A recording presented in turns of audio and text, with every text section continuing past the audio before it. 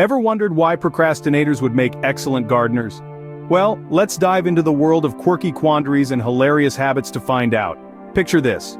A procrastinator, someone who's mastered the art of putting things off, decides to take up gardening. Now, gardening is all about patience, about letting nature take its course.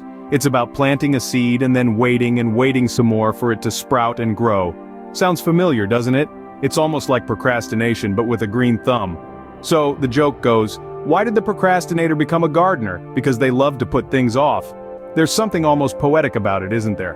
Procrastinators and gardeners, both champions of delay, one by choice and the other by necessity. So, the next time you're putting off something, remember you're just a gardener at heart.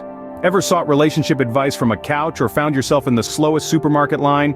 Well, buckle up because we're diving into the hilarious world of peculiar predicaments and quirky quandaries.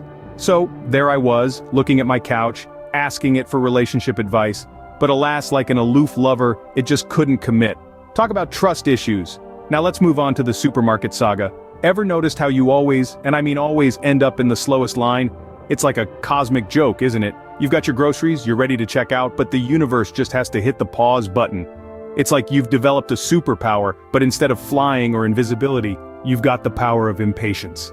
The ability to always choose the slowest line, no matter what. Now that's what we call a superpower of impatience. Ever wondered why smartphones need therapy or how to switch to energy-saving mode?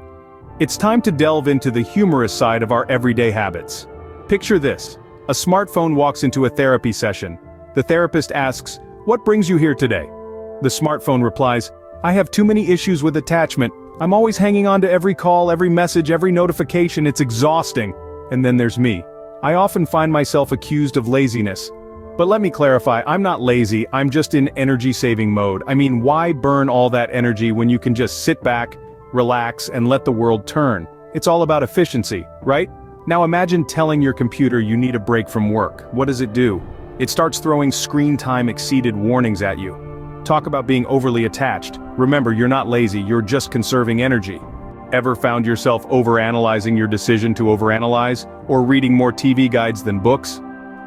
It's a conundrum, isn't it? But don't worry, you're not alone. We've all been there, pondering if quitting overthinking is just another overthought decision. It's like a never-ending spiral of thoughts, isn't it? Moving on, let's talk about resolutions. We all make them, and we all break them. But have you ever found yourself making a resolution to read more books, only to end up on the third page of the TV guide? It's not really your fault. Those TV guides are quite enticing, aren't they? You start with the intention of just checking what's on tonight, and before you know it, you're deep into next week's schedule. So the next time you're on page 3 of the TV guide, remember you're just expanding your literary horizons.